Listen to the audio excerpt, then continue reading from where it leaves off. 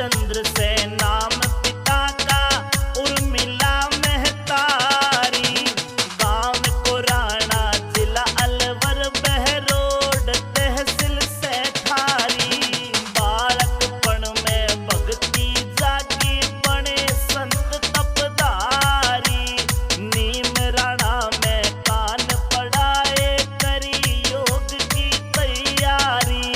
नीमराणा में कान पढ़ाए करी योग की तैयारी।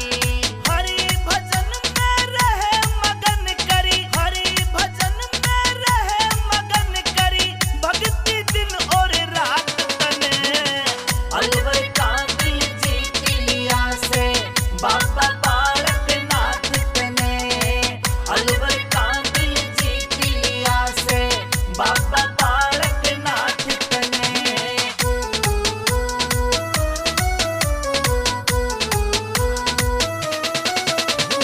तोतानाथ और मेघनाथ से संतों का आशीर्वाद मिला।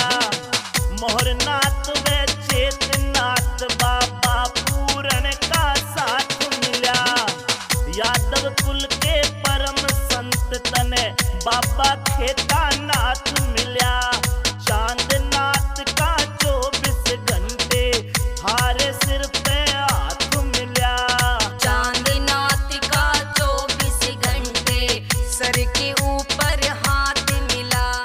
सदा गुरु की टहल करी। सदा गुरु की टहल करी और सारी मनी बात तने।